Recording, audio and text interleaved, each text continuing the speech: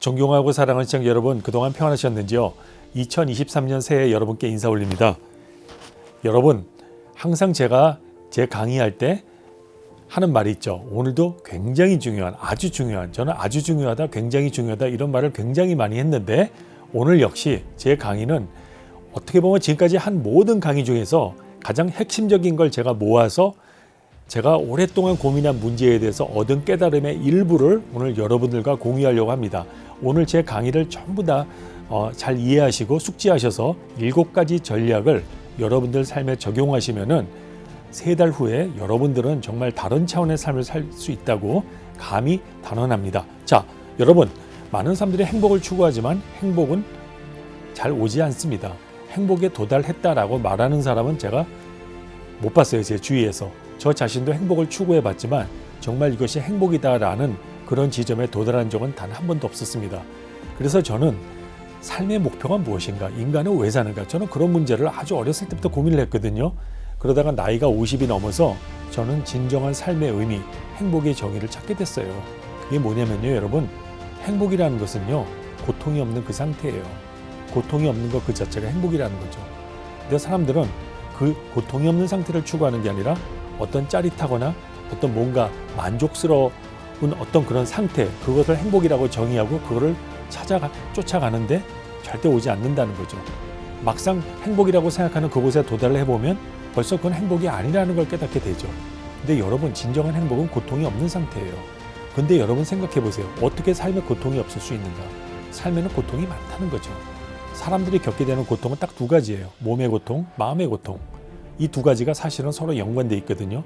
몸이 아프면 마음도 아프게 되고 또 마음이 아프면 몸이 아프게 됩니다. 그래서 저는 의사로서 정말 고통에 빠진, 저한테 고통을 호소하는 사람들을 너무나 많이 봤는데, 그때마다 저의 마음속에는 한 가지 질문이 있어요. 왜 사람은 시간이 지나면 저렇게 늙어가는 것일까? 왜 시간이 지나면 사람들의 면역력도 약해지고 병에 잘 걸리게 되고 만성질환에 왜 잘 걸리게 되는 것인가? 그런 근원적인 질문을 했거든요. 제가 미국에 온 근본적인 이유는 바로 노화를 방지하는 약을 만들고 싶었어요. 그러한 지식을 얻기 위해서는 화학 공부를 해서 화학 박사가 되고 또 내과학을 공부해서 임상의학을 완전히 정복하게 되면은 언젠가는 노화를 방지할 수 있는 그런 약을 만드는 그런 능력자가 될 것이라고 믿었고, 바로 그 희망 때문에 제가 지금 유튜브를 하고 있는 것입니다. 자, 여러분, 그런데 그 고통이 없는 상태에 도달한다는 것이 거의 불가능인데, 그래서 제가 왜 생각을 해봤어요. 왜 사람은 나이가 들면은 몸의 활력이 저하되고, 왜 정신도 마음이 막 예민해지고 우울증에도 잘 걸리고 걱정도 많아지고 잠도 안 오고, 왜 이런 재난이 생기는가? 또 여러분 생각해 보세요. 나이 50이 넘고 나서 몸이 어딘가가 막 찌뿌둥하고 뭔가가 막 이상한 통증이 있잖아요. 그 등짝 있는 데가 마치 누가 눌러줬으면 하는 그런 이상한 그 불쾌감, 온몸이 찌뿌둥하면서 그런 게 굉장히 많아요. 몸이 유연하지가 않고 목을 이렇게 돌리면 목에서 막 뚝뚝 소리도 나고, 그런 어떤 비특이적인 증세들을 누구나 갖고 있거든요. 저는 그 근본 메커니즘이 뭔지를 찾아냈습니다. 바로 인슐린 저항 증후군이에요. 여러분 제 유튜브 제 1강 찾아보세요. 인슐린 저항 증후군이 무엇인가? 오늘 제가 새해 벽두부터 그걸 다시 다 리뷰할 수 없죠. 그러면 제 강의가 몇 시간이 될 텐데 그건 나중에 제 강의를 복습하시고요. 그냥 단도직입적으로 말씀드릴게요. 여러분 몸과 마음이 아픈 이유에 대부분은 저는 인슐린 저항에서 온다고 봐요. 여러분이 늙는 이유도 인슐린 저항에 의해서 저는 생긴다고 보고 있습니다. 옛날에 과학자들이 선충을 가지고 유전자 조작을 통해서 수명을 연장시키는 그런 실험을 했는데, 인슐린 신호를 약간 방해를 하게 되면은 선충의 수명이 쉽게 5배나 증가된다는 게 알려져 있고, 또 여러분들 당뇨 환자들이 먹는 메폴민이라는 약이 있죠. 그 약을 먹게 되면 인슐린 저항이 감소가 돼요. 그런데 여러분 그거 아세요? 당뇨약을 먹는 당뇨 환자들이 메폴민을 먹지 않는 당뇨가 없는 사람보다, 일반인보다 더 오래 산다고 알려져 있어요. 그래서 저는 선충부터 사람에 이르기까지 인슐린 신호가 근본적으로 우리의 수명을 결정하는 굉장히 중요한 메커니즘이고, 그것이 벌레에서 인간까지 그대로 진화적으로 유지가 되고 있고 컨서브 됐다는 것을 제가 알게 됐습니다. 오늘 제가 여기서 그 모든 과학적 증거를 말씀드릴 수는 없지만, 그러려면 제 강의가 한 몇 시간은 될 겁니다. 그거를 다 얘기하려면. 오늘은 제가 새해 벽두에 여러분들에게 기묘한 7가지 비결을 말씀드리려고 인슐린 저항이 굉장히 중요하다는 걸 말씀드리는 거고요. 자, 인슐린 저항이라는 게 뭐냐? 인슐린 저항이 발생했다는 것은 세포 안에 인슐린 신호가 완전히 과포화가 된 거예요. 그렇기 때문에 세포는 인슐린 신호에 대해서 둔감하게 반응을 하는 거고, 반대로 인슐린 저항이 감소됐다는 것은 세포 안에서 인슐린 신호가 감소됐다는 거예요. 그렇기 때문에 세포는 인슐린 신호에 굉장히 민감해져 있다는 거죠. 근데 여러분들이 밥을 많이 먹고 운동을 안 하고, 그리고 해로운 밀가루나 설탕을 많이 먹고, 또 해로운 감정을 품어서 몸에서 아드레날린이 많이 분비되게 되면 여러분 몸은 순식간에 인슐린 저항 상태에 빠진다는 겁니다. 근데 여러분, 인슐린 신호가 굉장히 중요해요. 세포는 딱 두 가지 모드가 있어요. 성장하는 쪽이 있고요. 또 하나는 죽는 쪽이 있어요. 근데 이 죽는다는 말을 이것도 잘해야 돼. 이게 꼭 나쁜 뜻이 아니거든요. 죽는 모드라는 말은 내 몸에서 불필요한 세포를 제거한다는 바로 그 뜻입니다. 그래서 세포가 성장하는 쪽으로 가게 되면은 죽는 그 스위치는 턴오프가 돼요. 즉 내 몸에서 제거돼야 될 세포들, 예를 들면 노화된 세포들, 아니면은 지금 암이 되기 일보 직전에 있는 그런 세포들은 죽어야 되는데 얘네들이 죽지 않게 돼요. 성장하는 모드로 가게 되면 덩달아서 죽어야 될 노화된 세포도 죽지 않고 계속 남아서 부작용을 일으키게 되고, 빨리 죽어야 될 암세포가 되기 직전에 있는 세포들이 죽지 않고 남아서 암세포가 되고, 그래서 우리를 공경에 빠뜨린다는 것이죠. 그런데 우리가 좀 굶주리게 되면, 그렇기 때문에 어떻게 돼요? 인슐린 저항이 감소가 되고 인슐린에 대한 감수성이 올라가게 되면 세포가 자 이제 죽는 모드로 가는데, 그 죽는 모드가 꼭 나쁜 것만은 아니다. 나쁜 세포를 제거하는 쪽으로도 가고, 또 죽는 모드로 가게 되면 세포가 유지 보수하는 쪽으로 가요. 즉 죽음이 가까워지면 세포는 안 죽으려고 그거에 대해서 모든 방어 체계를 총동원하게 된다는 거죠. 그래서 세포가 사실은 죽는 모드로 가야지만 우리 세포가 죽지 않고 오래 살 수 있는 겁니다. 우리 인체가 그렇게 된다는 거예요. 이게 굉장히 아이러니한 얘기죠. 저는 이걸 깨닫게 된 거죠. 그래서 우리가 약간 세포를 갖다가 좀 굶주린 상태, 약간 죽는 모드 쪽으로 약간 가게 해놓으면은 인간의 수명을 20-30% 연장하는 건 일도 아니라는 거죠. 근데 오늘날 사람들은요, 인슐린 신호가 완전히 과포화 상태예요. 그러니까 세포가 인슐린 신호에 저항을 하게 된다는 거죠. 그래서 이러한 인슐린 저항을 줄여주게 되면은 여러분 놀라운 일이 생깁니다. 3달 후에 어떤 일이 생기냐? 여러분 몸과 마음에 놀라운 기적 같은 일이 생겨요. 저는 그걸 이미 다 경험하고선 지금 하는 얘기입니다. 저는 무슨 책을 보고 하는 게 아니라 제가 저 자신에게 적용했고 제 환자들에게도 해보고 나서 얻은 결론을 제가 말씀드리는 거예요. 인슐린 저항을 낮추는 7가지 전략을 알려드릴 테니까 이대로 실행하시면은 3달 후에 여러분 몸과 마음에 놀라운 변화가 와요. 여러분의 마음은 가을 하늘같이 맑아요. 정신이 너무 맑아. 식곤증이라는 게 존재하지가 않고 너무 마음이 맑고 투명하고 집중력 엄청납니다. 잠도 잘 오게 돼요. 인슐린 저항을 낮추기 위해서는 다음과 같이 하시면 됩니다. 자, 첫째, 전신에 있는 모든 근육을 골고루 사용해야 됩니다. 즉 헬스클럽에 가서 여러분들이 거기 있는 모든 기계를 이용해서 여러분의 몸에 있는 근육에 다 스트레스를 주라는 얘기예요. 여기서 중요한 게 스트레스를 주라는 건 뭐예요? 뭔가 힘이 든다라는 느낌이 들어야 돼요. 그 정도 운동을 해야 된다는 거죠. 전신에 있는 근육을 다 쓰면 좋지만 그게 어려우면은 하체 근육을 키우세요. 엉덩이나 허벅지 근육을 키우시고, 또 복근을 키우시고, 또 허리에 있는 근육, 그런 근육을 강화하는 그런 기계들이 많이 있거든요. 짐에 가서 그런 걸 이용해 가지고 하루 1시간을 여러분 전신 근육에 스트레스를 주는데, 즉 스트레스 테스트를 할 때 우리가 뭐 하죠? 막 뛰죠. 트레드밀에서. 그런 것처럼 여러분 근육에다 스트레스를 주라는 겁니다. 그렇게 되면은 여러분 몸의 인슐린 저항이 급격하게 낮아지게 돼요. 일단 근육의 인슐린 저항이 떨어지면서 그게 다른 세포로도 파급이 돼요. 그다음 두 번째, 이렇게 운동을 했는데도 불구하고 피 검사를 해보니까 중성지방이 높고 고밀도 콜레스테롤이 낮다. 그래서 의사 선생님으로부터 인슐린 저항 증후군이 보입니다. 라는 말을 들었다면 여러분 두 번째 체크해야 될 게 음식을 바꾸세요. 밀가루하고 설탕을 한번 끊어보세요.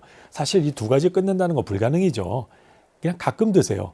근데 사람들이 이걸 너무 좋아하거든요. 저는 가끔 먹어요. 밀가루 진짜 뭐 일주일에 한두 번, 뭐 냉면, 제가 냉면을 워낙 좋아하다 보니까, 아니면 누가 뭐 빵을 사줘가지고 그 사람 성의를 봐서 뭐 그거 먹었다고 제가 어떻게 되는 거 아니에요. 그 정도 먹어도 저는 충분합니다. 설탕 거의 안 먹지만 가끔 뭐 커피에다 꿀 같은 걸 좀 넣기도 하고, 하지만 저는 제가 뭐 사탕이나 뭐 케이크 같은 거 그런 걸 찾아서 먹지는 않아요. 굉장히 드문 일이죠. 그래서 저는 설탕하고 밀가루 양을 엄청 줄였다는 겁니다. 그렇게만 해도 인슐린 저항이 엄청나게 줄게 돼요. 자, 세 번째는 어떻게 되냐?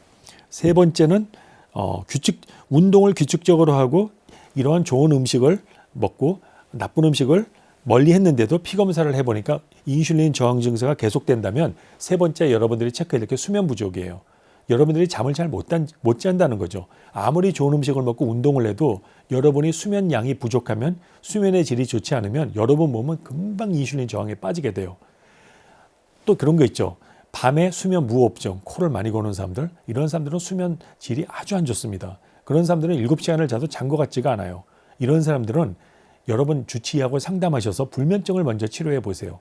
적어도 하루에 7시간에서 8시간을 완전히 푹 자야 됩니다. 애들처럼. 한번 잠을 자고 나면 야, 정말 잘 잤다. 너무너무 맛있게 잤다. 이런 말이 나올 정도로 아침에 일어나면 온몸이 다 개운해야 돼. 정말 잘 잤다. 아침에 그냥 기지개를 자동으로 펴지게 되는, 그렇게 잠을 잘 자게 되면은 인슐린 저항이 내려가게 됩니다. 아무리 여러분이 운동을 잘하고 좋은 음식을 먹어도 밤에 잠을 못 자게 되면, 불면증이 오래 지속되다 보면 인슐린 저항이 해소가 되지 않는다는, 제가 그 얘기를 한 거고요. 그 다음 네 번째는, 인슐린 저항을 피하기 위해서는 여러분 마음에 해로운 감정이 있어요. 분노, 미움, 질투, 걱정과 같은 해로운 감정을 멀리해야 합니다. 근데 사실 여러분 생각을 해보세요. 아니 어떻게 인생을 살면서 험한 꼴을 많이 보고 우리가 좋지 않은 그런 뉴스 맨날 듣고 사는데 어떻게 이러한 해로운 감정을 안 가질 수가 있냐? 그게 가능한가? 예, 저는 그게 가능하다고 생각을 해요. 어떻게 하면 가능하냐? 우리가 이런 해로운 감정을 품게 되면 우리 몸에서 아드레날린이 나오고, 그 아드레날린이 우리 몸에 있는 줄기세포를 고갈을 시켜요. 여러분, 제가 그때 흰머리가 생기는 이유 설명했잖아요. 육체적인 고통을 받을 때 주위의 몸에서 아드레날린이 나오고, 그것이 모낭에 있는 멜라닌 줄기세포를 소멸하게 한다고 제가 말씀드렸죠. 그런 원리를 여러분이 숙지하시고, 그런 해로운 감정이 들 때 이런 감정을 품게 되면 내가 고통에 빠지게 된다. 그러니까 여러분이 고통을 받지 않기 위해서 그러한 해로운 감정을 멀리하라는 겁니다. 무슨 다른 사람을 사랑해라, 봉사해라 이런 차원이 아니에요. 여러분 자신을 위해서 해로운 감정을 멀리하라는 거예요. 벌써 차원이 틀리지 않습니까? 항상 여러분들은 이렇게 배웠잖아요. 항상 남을 위해 살아라, 이타적으로 살아라, 욕심을 버려라. 근데 그게 됩니까? 근데 저는 이렇게 말해요. 그냥 여러분 자신을 위해 사세요. 왜 선행을 해요? 여러분 자신을 위해 선행을 하시고, 여러분 자신을 위해서 나쁜 말 하지 마시고, 여러분 자신을 위해서 해로운 감정 멀리하세요. 여러분 자신을 위해 살라는 겁니다. 여러분 자신을 위해 살라는 거는 그래도 남을 위해 살라는 것보다는 좀 쉽잖아요. 인간들은 누구나 이기적이기 때문에 자기한테 잘 되는 쪽으로 가라 그러면 그것 마다할 인간들이 있겠습니까? 저는 여러분들에게 감히 성인군자가 되라, 이타적으로 살아라, 수바이처가 되라, 저는 그런 주문 절대 하지 않습니다. 그냥 여러분 자신이 고통에서 없는 상태에 도달하세요. 여러분 자신을 위해서 그런 해로운 감정을 멀리하라는 겁니다. 자, 다섯 번째, 소식을 하고 과식을 피해야 돼요. 내가 아무리 운동을 많이 하고 좋은 음식을 먹고 잠을 잘 자고 해로운 감정을 멀리했다 하더라도, 그리고 잠을 아무리 잘 잤다 하더라도 여러분들이 과식을 하게 되면은 말짱 도루묵이라는 거죠. 여러분들이 굉장히 높은 칼로리, 동물성 지방이 많은 음식을 한 그릇만 먹어도 인슐린 저항 순식간에 발생합니다. 예, 그래서 이런 분들은 간헐적인 단식이 필요하다는 거죠. 옛말에 소식을 하면 장수한다고 그랬는데, 그 이유는 소식을 하게 되면 인슐린 감수성이 엄청나게 높아져요. 그리고 과식을 하게 되면 인슐린 감수성이 낮아지고 인슐린 저항이 발생한다는 겁니다. 그래서 이거는 다 알고 있는 사실인데, 사실 소식을 하기가 어렵잖아요. 현대인들은 필요 이상으로 많이 먹거든요. 그래서 과체중인 사람들이 많죠. 그래서 저는 간헐적 단식이 굉장히 중요하다고 생각을 하고요. 그 다음 여섯 번째, 저는 모든 사람들이 매일 종합 영양제와 비타민C 500mg을 먹을 것을 제가 권장합니다. 제가 이전에 저는 비타민C를 매일 500mg씩 먹는다 그랬죠. 제가 왜 종합 영양제를 권장하는가? 여러분, 일상적인 그런 식생활을 통해서 우리가 필요한 모든 미네랄을 보충하는 거 저는 굉장히 어렵다고 봐요. 여러분들이 종합 영양제를 살 때 꼭 봐야 될 게 있어요. 미네랄 섹션을 보세요. 저 같은 경우는 미국에 있는 그 센트롬, 남자용 센트롬을 많이 먹거든요. 거기에 보면 미네랄을 잘 보세요.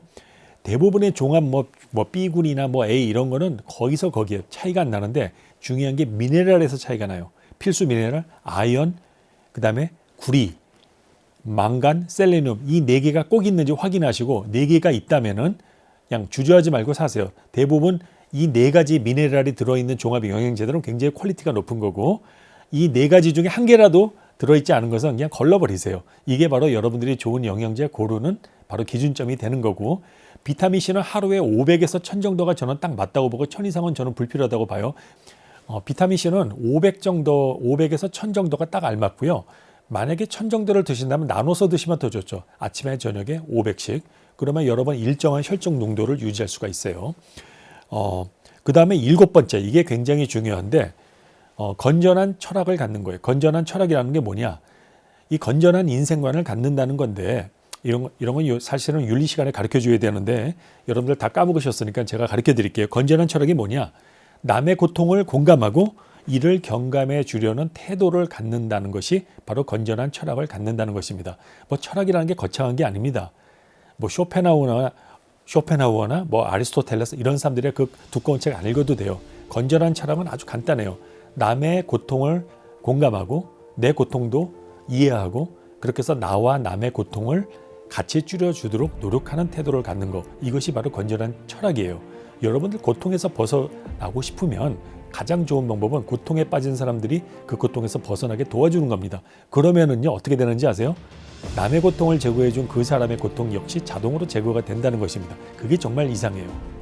내 코가 석자인데 내 코가 석자일 때 내가 남을 위해서 봉사한 거는 내 코가 석자가 아닐 때 한 거에 정말 수십 배의 공덕이고 운명을 바꾸는 강력한 힘을 갖고 있다고 제가 예전에 한번 설명을 한 적이 있는데, 예를 들어서 어떤 애가 수학을 못하는데 자기보다 수학을 더 못하는 애가 있어. 걔를 보고 야 나도 좀 한심하지만 너는 나보다 왜 더 한심하냐? 내가 아는 거 좀 가르쳐줄게 해서 걔를 가르쳐주다 보니까 갑자기 얘가 수학을 만점을 받게 됐어요. 바로 그런 이치라는 것을, 이거를 정말 어떻게 설명을 해야 될지 모르는데 저는 이걸 체험해서 알거든요. 남의 고통을 제거하는 데 관심을 갖는 자는 자신의 고통은 어느덧 없어져 있다는 걸 알게 돼요.